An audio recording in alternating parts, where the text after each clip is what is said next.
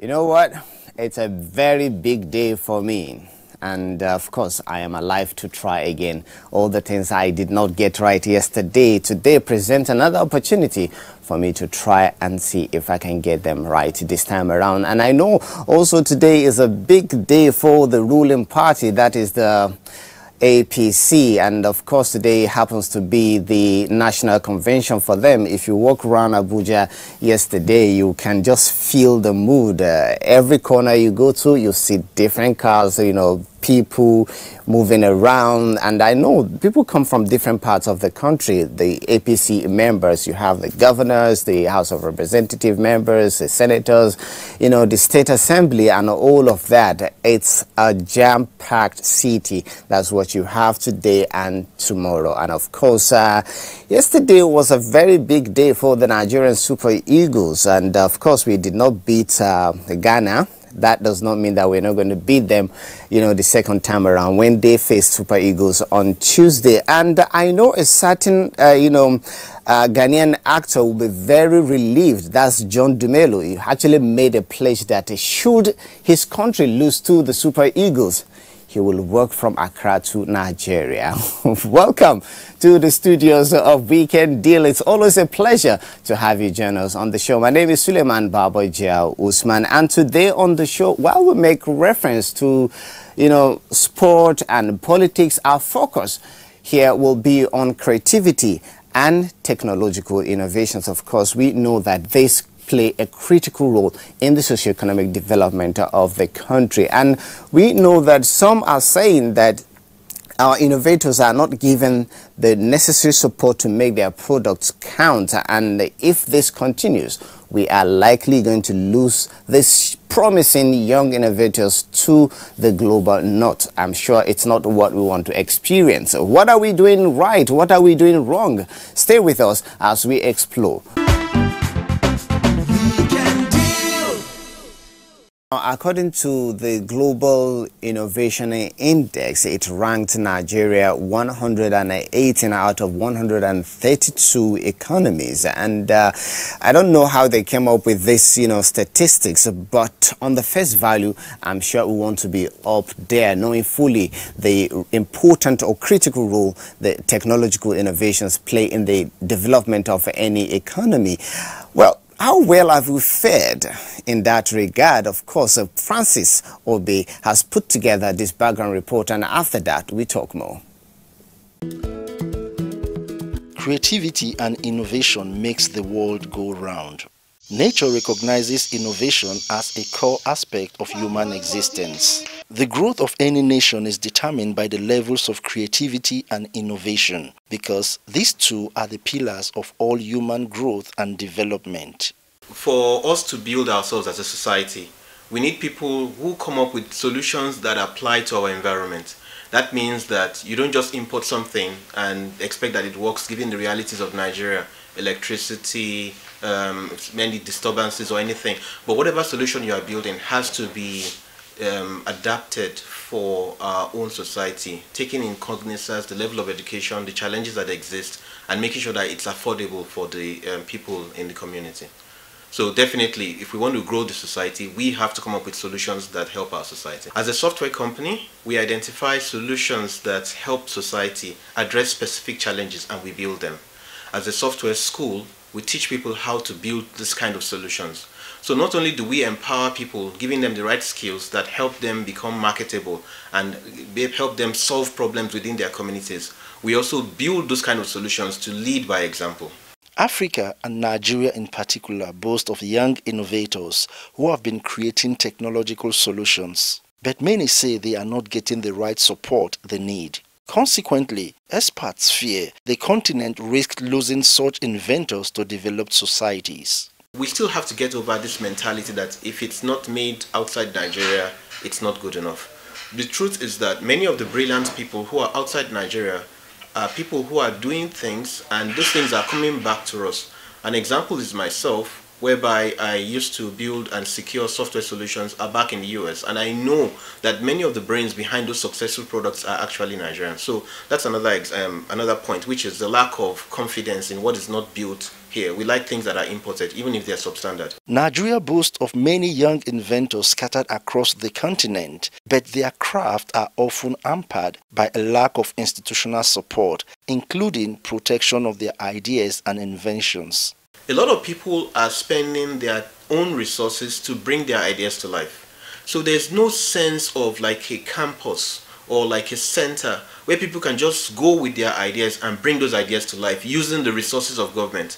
So imagine somebody who is an inventor who uses his meager income, if he has one, to build his prototype, transport it to where he needs to make a display, build parts, buy new parts, fuel his equipment. All of that cost is a lot of burden on young people who don't have enough resources. So if that burden can be taken away, we can have like a tech park, for example, whereby people can just go with their ideas and they have people who are on ground waiting to build up these ideas or flesh it out to prototype level. For example, rather than carving the shape of a car on wood or using scrap metal, you could print it out in 3D. That's a very simple example. So we need centers that are devoted to this kind of activity so that people can come all over Nigeria with their ideas, and we bring these things from idea stage to prototype stage, and then we start talking about production. The Outdoor Classroom is a simple software solution deployed on a very tiny computing unit, which lets you access learning content once you are within the vicinity of that device. So basically that device itself serves as a classroom. The teacher or lecturer or instructor can load the content on that device, and all those who are within the vicinity of that device can use their own phones, their watches, their tablets, any device that can connect to a Wi-Fi signal can basically connect to that device and consume the content on that device. So that's the solution that we focused on. As technology continues to advance globally, Nigerian youth are ensuring that they take the center stage of the fast-paced world of innovative inventions. Therefore, the need to look inward and commercialize inventions made by students to promote the country's technological advancement cannot be overstated. It depends on who you talk to and what they have invented. For things that are non-tangible, like you can't touch, like software, absolutely. Lots of people are building software systems that people are paying for. In terms of physical equipment, it also depends on the end result, the packaging of whatever people get. I mean, we saw so many beautiful ideas at the recently concluded Science and Technology Innovation Expo at Eagle Square here, but many of them are not looking good enough because they are kind of scrappy. And the truth is that sometimes some of the things we import from outside Nigeria are actually scrappy but well packaged. So my advice for tangible things, people who are building tangible things, physical things, is that you have to learn better packaging. Creativity and openness to new ideas supported by technology will go a long way in changing Nigeria's narrative. Therefore, our focus on Weekend Deal today will be on creativity and technological innovations as panacea to socio-economic development in Nigeria. Agreed that some of the innovations are scrappy, but we cannot shy away from the fact that we have talented Nigerians, talented innovators in the country who are doing everything possible in order to provide homegrown solutions to some of our socioeconomic challenges in the country. And sometimes you wonder what happens after after staging some of these science and tech expos in the country. Are the projects being displayed followed up on? Do people, the policymakers, do they follow up with this project to support these inventors in order to develop this product so that they can have a lasting impact on the economy? These are some of the questions that we must ask on the show today. And also, NTA over the years has also been creating that platform for young inventors to showcase their talent. And yes, Science and Tech Expo usually hold every year. And we want to celebrate young inventors and, of course, to see where this can lead us as a nation. This is the light from solar panel. This can be used during the day. So there's a required temperature for the eggs whenever you incubate them. These are our young inventors who through science and technology exhibitions showcase the groundbreaking innovations which are aimed at improving the standard of living in Nigeria. The process of being able to bring up an innovation or invention that actually solves a societal challenge, they are no more the same. They must have acquired the core skills needed in this present generation. And it usually goes a long way with them, even after leaving the secondary schools. By the time to get to wherever they get to, maybe the higher institution or maybe companies, you find out that they stand out in the things they do based on what they've acquired, in the past. One great platform where our young inventors display their innovations is the Nigerian Television Authority Educational TV Annual Science and Technology Expo, which has been on since 2005. Technology is important in all aspects. Even in music, you need technology. Even in your cooking, you need technology. So we looked at it that Nigeria cannot be left behind, and you have to catch it young. The adults, yes, they've gone, but if we catch children at the early stage, they are getting interested in technology, it's better for Nigeria. We need Nigeria to compete with the other countries of the world. So that's why science was brought into the expo. Following the establishment of the annual expo, the NTA TV station, highly committed to promoting learning, conceptualized through the Executive Director Programs Wale Koka, a program known as Young Inventors, for the main purpose of celebrating our young inventors in the junior, senior, and tertiary institutions for their originality, as well as the projects they showcased at the expo. Where you could just take your leftover meals from last night's dinner and toss them into your vehicle's fuel tank and make gas. This special bean silo is an instrument used for storing grain and other valuable products. Of course, the expo comes with lots of rewards and recognitions. Over the years, winners have emerged in different categories for their exceptional and outstanding projects in science and technology. We spent some time with Prayer Emenike, a past winner of the NTA TV Annual Expo. He talked about his experiences and opportunities so far. Personally, I think the expo is a great platform for young ones, because like the first time I came to the expo, that was 2013 when I was in JS3. Far back then, I was into fabricating excavators and all that. And when I was in my state, I thought I was the best, although I was using sellotape, floater and all that to fabricate those things. But when I discovered about the expo and I came to the expo, I was marveled that I saw what other children were doing far better than what I was doing. Then 2017, when I really learned what expo is all about, I came with a project solving the problem of gas flaring. Because currently now, if you look at the Niger Delta part of this country, you see that in the course of producing, refining crudes and all that, there are some certain gases that they feel that are not wanted because they cannot compress it just like our cooking gas. So due to that, they flare and they burn it off. So having this in mind, and knowing fully well that power is one of the greatest challenges in this station, I was able to fabricate what I call an alpha heat mech electricity generator, which converts, instead of flaring it away just like that, they can channel it to that machine. Then the machine will convert it first to mechanical energy, then from mechanical energy to electricity. Now we know our young inventors. What next? How can the prototypes they've invented be taken to the next level for a better Nigeria? This exhibition has been 14 years, and I tell you that till date, we are yet to see any deliberate investment in the project that have been exhibited over the years. Definitely, Lagos State is partnering with private organizations on this issue. We had with a private individual. He even had a university. Like when some winners, he gave them scholarship to study engineering in his university. That's like the way of encouraging them towards science and tech. But big partnership to like running the expo, we have not really got it. We always keep on knocking until maybe one day they will open their doors. With greater partnership and support for exhibitions like the NTA ETV Annual Expo, Nigeria will no doubt make giant strides in science, technology, engineering, and mathematics because we are catching them young.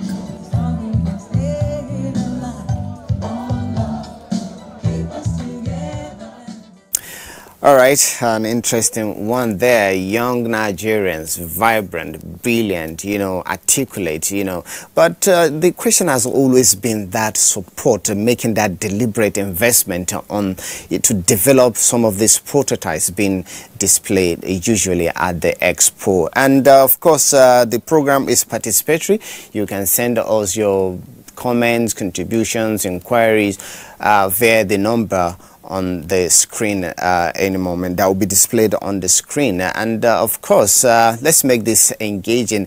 And allow me to introduce our guest in the studio, Honorable Ade Adiogun. He is the Deputy Chairman, House Committee on National Security and Intelligence. You're welcome to our studios. Thank you, and thanks for having me. It's always a pleasure to have you. And today must be a very big day for your party. Yes, it is. Interesting, and I'm sure you have your candidates, the one you support, maybe much later. We'll talk about the convention at the later part of this program. But right now, you saw that report from NTA ETV about the expo, and the question has always been investing in some of these prototypes to develop them so that they can have impact on the economy. What are we doing wrong, really? A lot. I think we really don't have a clear understanding of how to develop technology, innovation, and make them commercial successes, and then business. They grow into something that could be useful to us as a country. We tend to look at innovations, especially like the ones you do at your expo, as something you do just to show off rather than to create solutions. Now, the first thing you do is look at how is it done elsewhere. In most countries, they're research institution-based. They're industry-based. If there's an invention, it has to follow a certain pattern. Either an institution pays for the research and continues to improve on it until it, turns into market. Or individuals carry out an innovation and sell the patent to an organization. So we need to understand that it's not government that will drive the turning of innovation into commercial businesses. It is the private sector, but there's very little correlation between what we do with the expos, with some of these things, and the private sector. And then too, you need to understand too that we should stop trying to reinvent the wheel.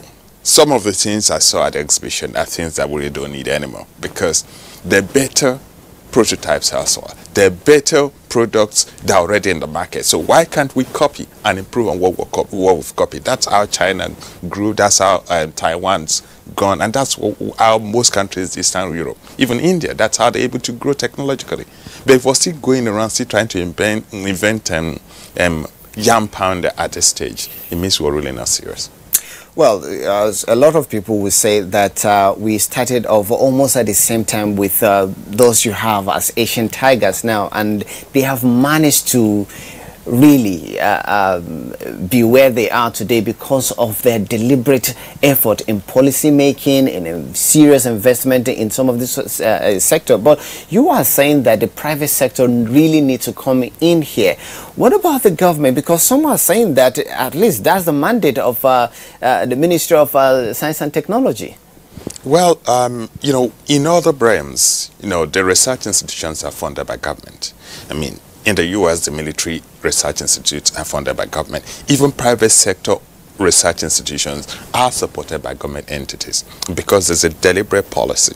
You do not carry out a research without an end product. But in Nigeria, our research institutes lack end products. I remember I heard somebody recently, I think it was the managing director of the Project Development Institute or something, they asked him what this research institute has invented over the past 10 years.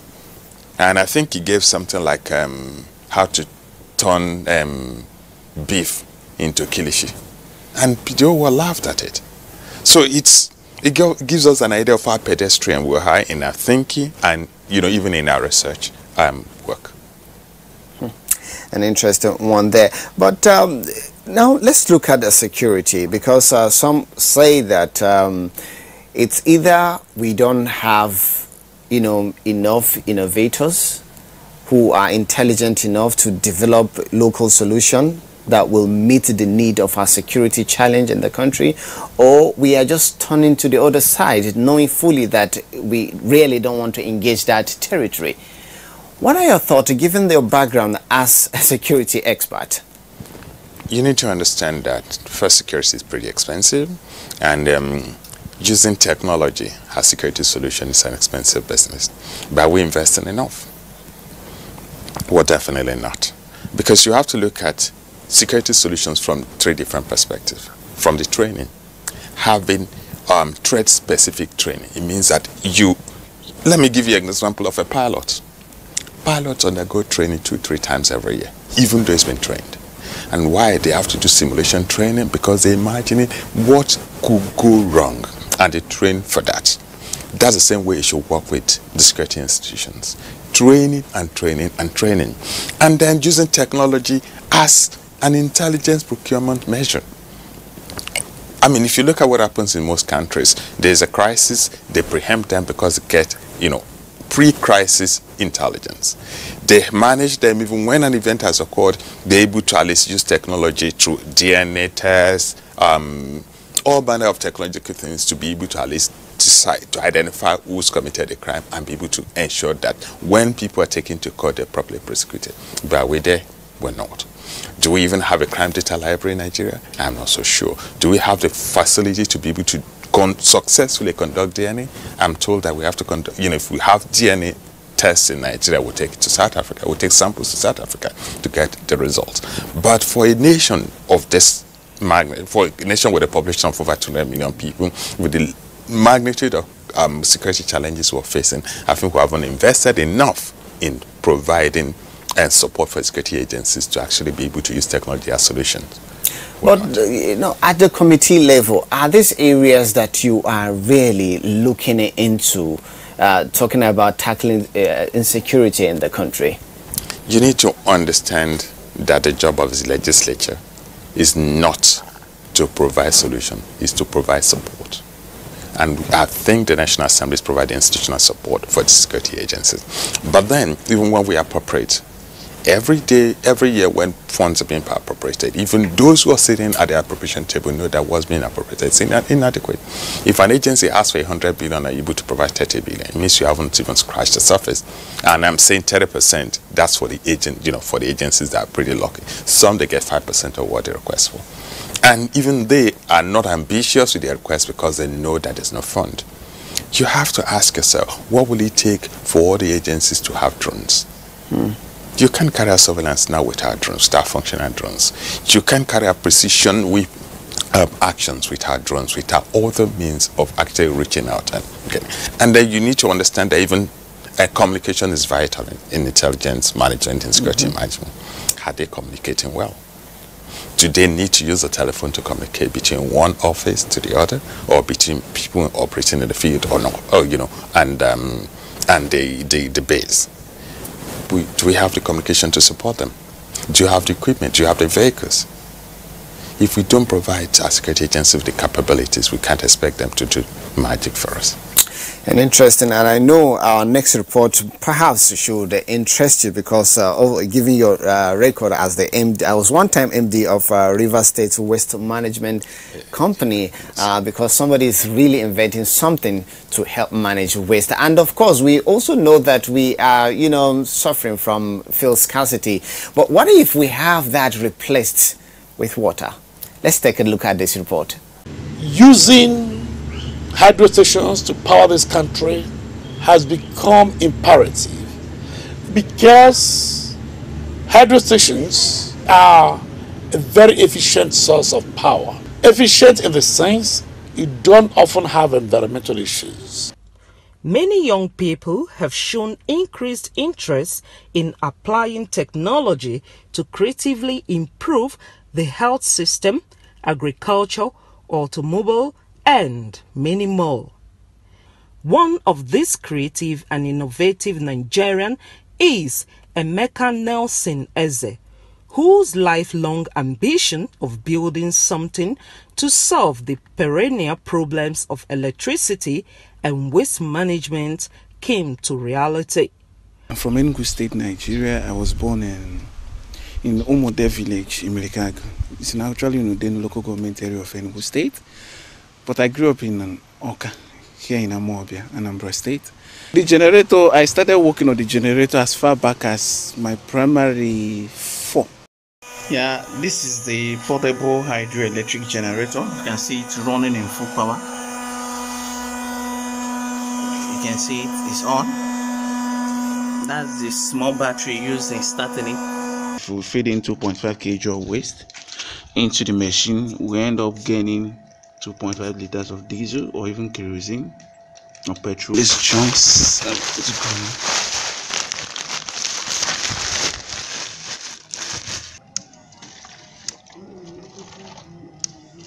some people like us might not be that too good to try to solve mathematical equations. Yes, we can get people that can do that. But you can actually see someone that cannot actually solve that mathematical equation. But if you are done with the solving, give him, he can actually represent it and bring out something, physical hardware that can work. But it looks like we don't actually recognize that here. So government should look at the way that I think our educational system is high time we need to work on it. It also serves as an enabling environment whereby people like us, we can actually breed them.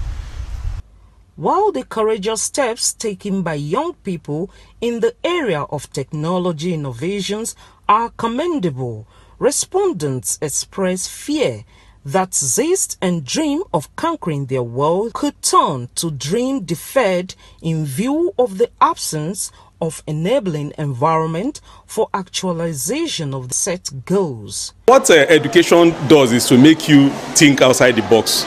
If you limit yourself to what education teaches, it's not enough. It empowers you to think outside the box, and that is what Emeka Nelson has done. So we encourage students to put interest in science and technology. At least Emeka Nelson, being an old student of the school, has set a pace for students to emulate. The government is therefore enjoined to support Eze and other young inventors' projects to the world by giving them all the support and further training to nurture their budding talents. Well, the issue of funding is something that has been often talked about, and I'm sure we're going to look into that in the course of this discussion with our guest, who is still seated in the studio. Now, while the report was going on, I was asking you about whether most in the country, if most of our innovators actually suffer from that ideology that most Nigerians really don't consider things from this country as good enough. They like to patronize things that are foreign made instead of looking inward. Because I know of a young man who developed a carbon emission dictation, a tracker that can be able to track, bandits, kidnappers, wherever they're hiding. Okay, now I want to look at it from the perspective of the person who is heading the security agency. Is looking for a quick solution, and what you describe is something that will take years to develop for to be able to tackle the magnitude of threat we're facing.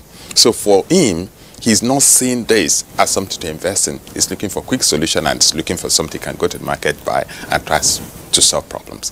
Now, what is developed by the time we actually invest to help him, but it's not going to be done just by the agencies. It has to be a collaboration between government and industry. But how many industrial entities are investing in the security subsector in Nigeria? Almost none, because it's not seen as a sector where they can make money. And then, of course, as a nation, we have not encouraged our businesses to invest in security. Because for some reason we'll take everything as, I mean, like weapon manufacturing. You can't manufacture weapons locally in Nigeria because we don't have a licensing system to encourage it. So if people can't invest in such sectors, it's difficult for them to take up somebody who's invented something like that and then start investing in its technology.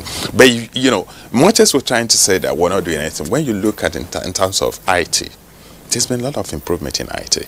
The local entities that created apps that have been bought by multinationals.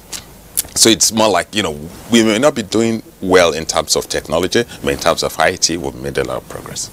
Well, when you talk about, we've made, of course, it's agreed that we have made significant progress when you talk about IT. But there's also this concern that if enough support is not given to these young, entrepreneurs, young inventors in the country, we stand a chance of losing them to, global north. Well, I mean, you have to understand that the world has become a global village, and the entire world is hunting for intelligent young people. Much as, you say, if you're going to the US, it's difficult to get visas, but if you have capability, they will look for you. So if we are not using the best citizens we have, we're not utilizing their capability, someone else who have need for them will take them. So it's like going to the market. If someone can't buy this product, and that person who's got the capability will buy it. That's the way it is. It's a global village. Well, global village, and certainly I'm not sure that, our people will be very happy with that kind of advances. But when we talk about fund, because you keep making reference, it's a huge investment. If truly we claim to be serious about developing some of these innovations. Now, are there other creative ways you think we can really look into getting funds for some of these inventors, knowing fully that government cannot really shoulder the responsibility entirely? I think we need to be systematic about this. First, I happen to have visited the Israeli military industries before, and it started first as a government business, and then it's become completely privatized. And what they have there, collaboration with series of family holdings, investing in small technologies and putting them together. That's what they're doing. Now, it's something we need to develop in Nigeria, which will get to that stage and we're like, okay, you've got capability here, you have capacity in this area and all that, and put them together. Because they're going to need funding, and because, one cannot survive without the other, you tie them together and help them grow. We have to be deliberate about helping our entities grow. And then we need to create that enabling environment to look at even what seemingly today seems not to be a business to become business. I always use the issue of, the firearms industry. It's a multi-billion-dollar industry, but we're not happy from it. Yet people manufacture weapons in Benue, in Anambra, in every part of Nigeria. But what's the situation? We do not have any law regulating the manufacture of this. We made it look illegal.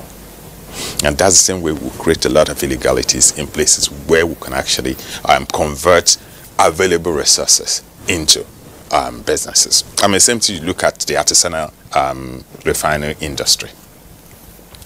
We have fuel scarcity, but we have artisanal refineries. How can we legitimize this industry, make them improve on the local technology they have, because they're actually using local technology. Use that local technology to address the issue we're facing with multiple failing refineries. Rather than have 3 failing refineries, we can have thousands of artisanal refineries, and then they're producing and meeting the needs of the people. It's the same thing we should do in terms of using technology to solve solutions in the security sector, in every sector of the economy. Well, we have to be innovative about it, indeed. Right now, we go on a break, and after that, we still have our guest here with us in the studio as we take more of reports from different parts of the country. So let's go on a break right now. Well, thank you for staying with us.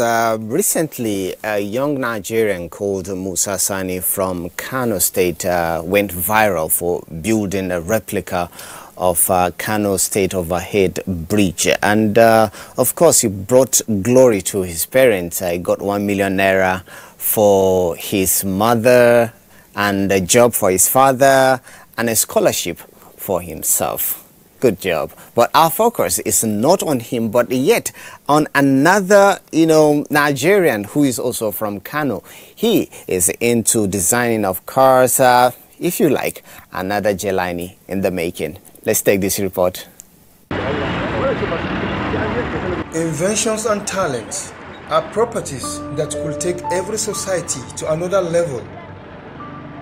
Like in other places in Nigeria, there are instances of citizens who invented objects of value, even though many of their dreams die at the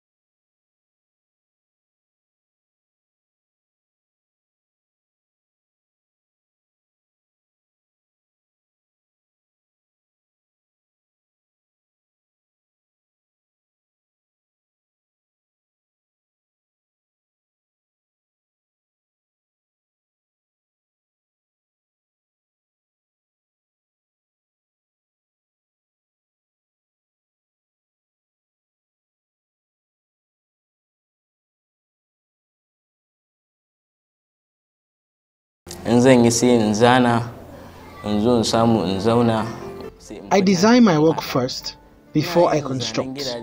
I design cars, not humans.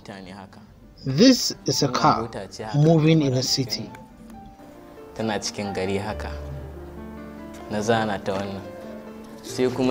This is a wardrobe. It only opens with a personalized security code. Let me open it. Although the boy is yet to attract support from anyone outside, the family is determined to help him realize his dreams. My intention is to start producing for people to use and for the development of the nation.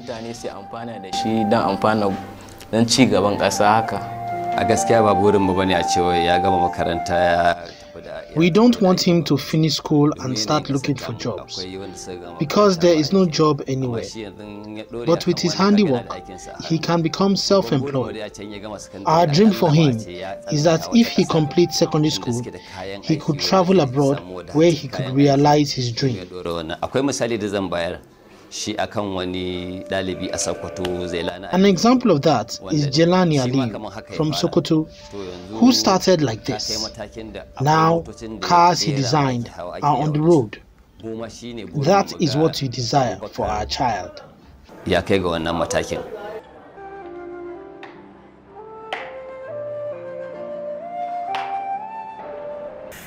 Well, of course, the entire world is waiting for you to explore your talent. Hopefully you'll get the necessary support needed to get you to where you want to be. And of course, let's take this next report coming from Kaduna, and it's all about celebrating Idris Mohammed, a youth corps member who invented an electric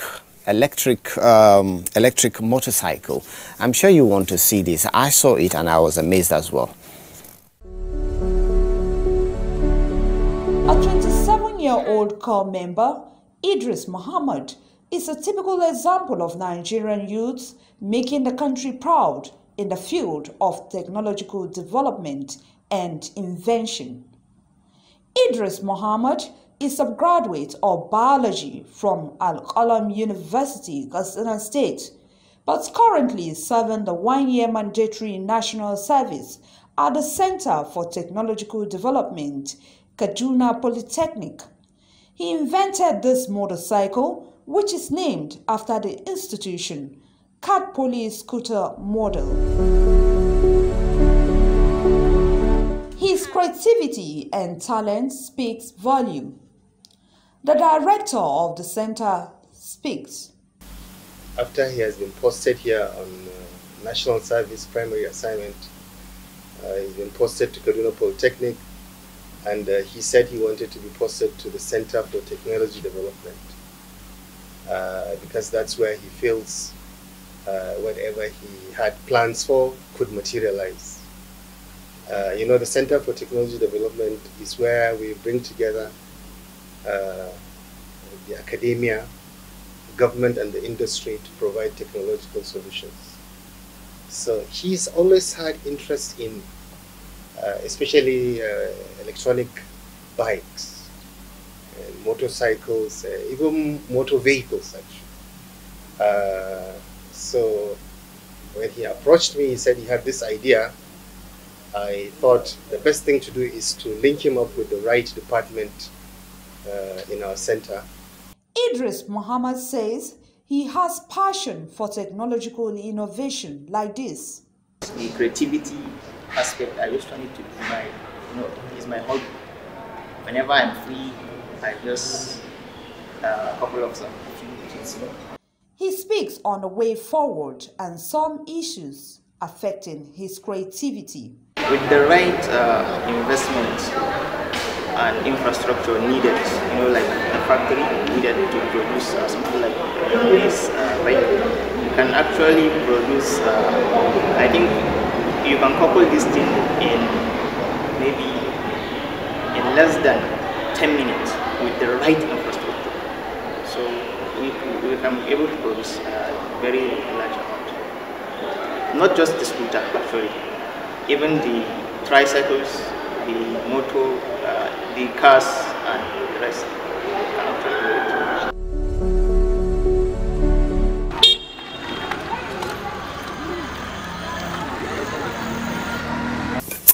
An interesting one there, and I'm sure the management of Nigeria Automotive Design and Development Council should be looking for ways to contact you so that at least they can also tap from your ingenuity. I know that they have assembled, electric cars in that council already, and of course, talking about the future of having clean energy.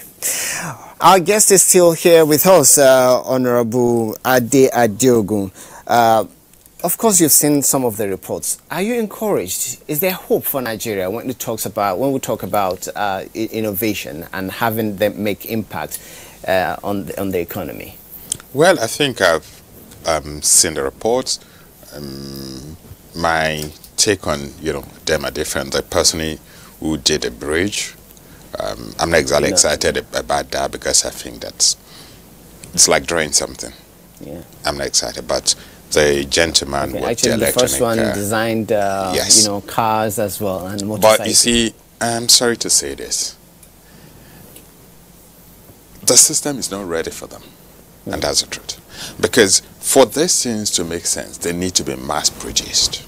Do we have any automobile manufacturing companies in Nigeria that will improve on what's been done and turn them to market? Do we have anyone? So it means that these gentlemen will be better off going to institutions outside Nigeria where the skills can be improved upon and tapped and put to better use. We're not ready for them. So they're going to go to waste if we don't look for a way. It's okay, even if we're not ready, let's help them get there. And that someday when we're ready, they can return to help us build our industry. But we don't have the industry for automobile in Nigeria now. Okay, now as we begin to wrap up this really, what can we do differently in order to fix the system that you say is not really ready for these young Nigerians? It's to understand that technology, governance, everything we do have to be planned. Everything requires planning. Everything. You have to compare technology improvement growth to like having vegetables.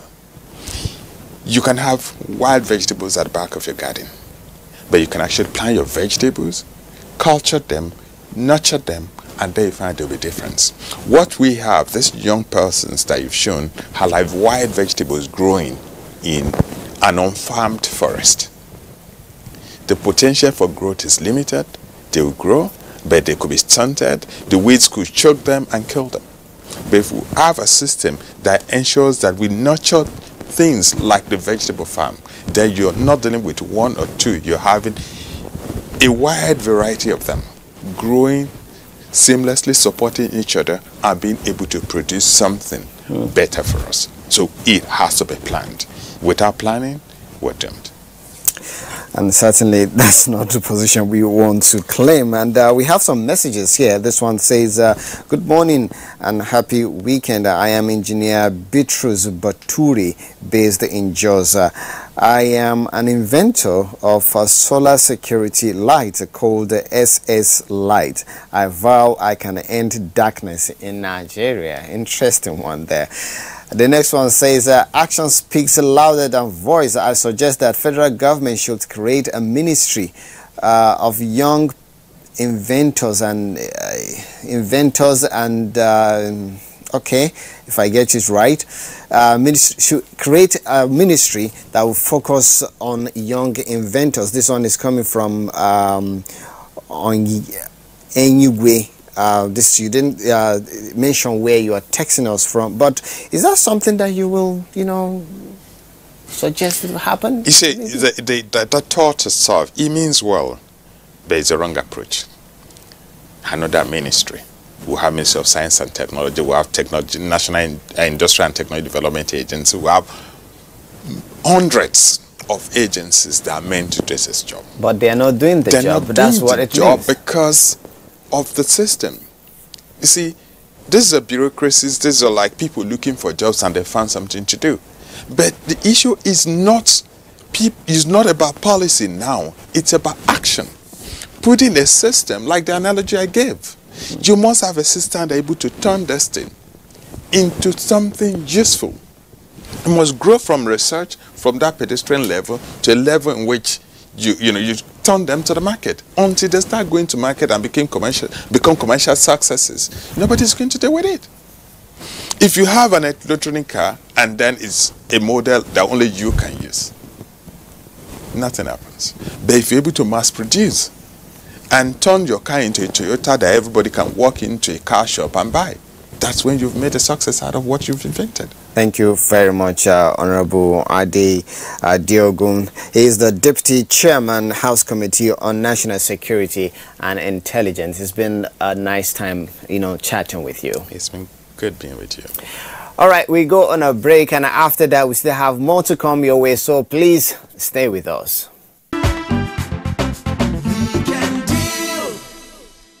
Okay, it is said that we as a nation have not really taken advantage of or utilized the full potential of the first three industrial revolutions. But the fourth industrial revolution, which is about the ubiquitous to internet access and all of that, AI and what have you, this is an area that we must make sure that we make deliberate investment, develop skills, and ensure that we take full advantage of this fourth industrial revolution to ensuring that we add value to the economic development of the nation. And of course, we have been receiving messages, of course.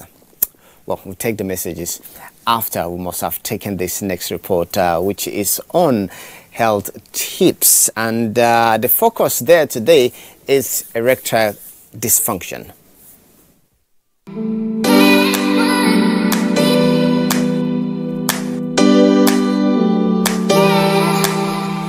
Welcome to Health Tips. On today's episode of Health Tips, I will be educating you on erectile dysfunction. Erectile dysfunction is the inability to get or maintain an erection good enough for sexual intercourse. This is reported in 1 out of 5 men, and this number gets higher with age. Occasional ED isn't uncommon. Many people experience it during times of stress. Frequent ED, however, can be a sign of health problems that need treatment. It can also be a sign of emotional or relationship difficulties that you may want to address with a professional. Common problems amongst men are poor sex drive and ejaculation, but erectile dysfunction or ED has to do specifically with getting and keeping an erection. A healthy sex drive does not mean good erection. ED is common amongst older men, with 5% of men age 40 and 15% for age 70. Getting old is not the end of men's sex life, as ED is treatable by doctors. Symptoms of erectile dysfunction: trouble getting an erection and difficulty maintaining an erection during sexual activities are the most common symptoms of erectile dysfunction. Other sexual disorders related to ED include premature ejaculation, delayed ejaculation, anorgasmia, or the inability to achieve orgasm after ample stimulation. Speak with your doctor if you have any of these symptoms, especially if you've lasted for 3 or more months. They can help determine whether your symptoms are caused by an underlying condition that requires treatment. Thank you so much for watching today's episode of Health Tips.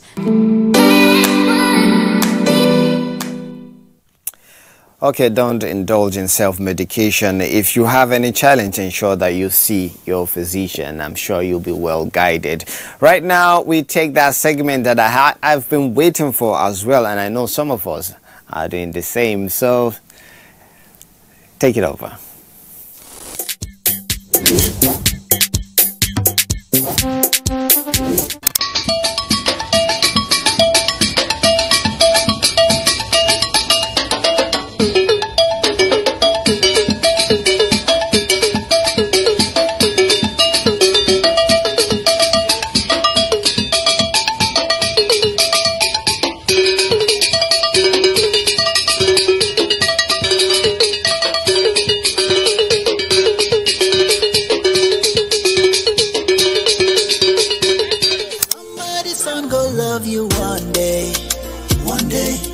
Just to pray it won't be far away. I wish you all the best. Somebody's gonna love you one day.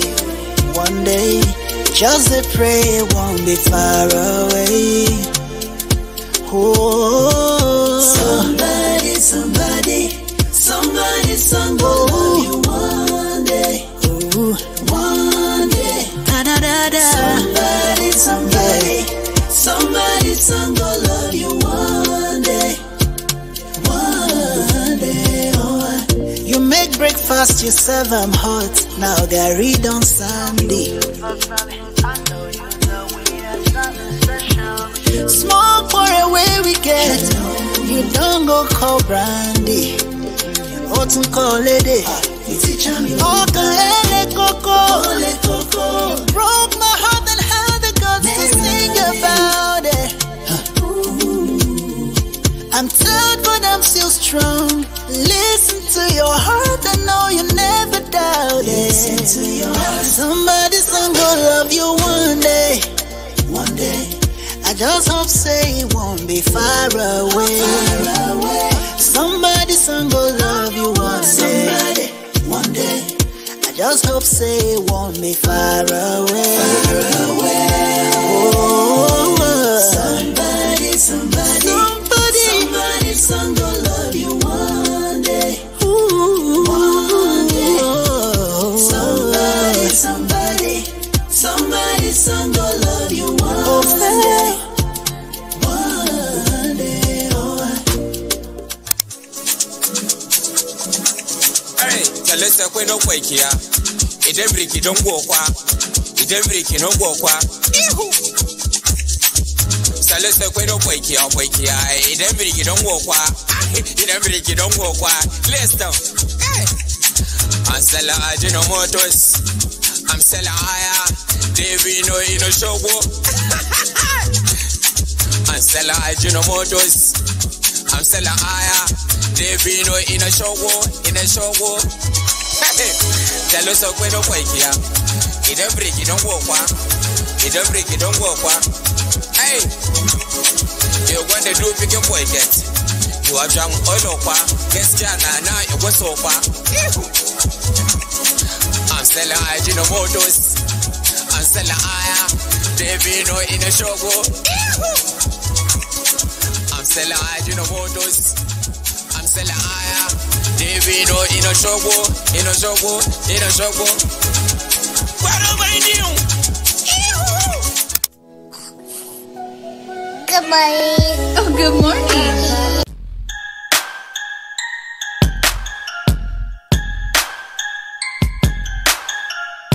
That is much we can take on the show. Tomorrow certainly will be another day. Make it a date with us as we continue our conversation on creativity and technological innovation in Nigeria. So, bye for now.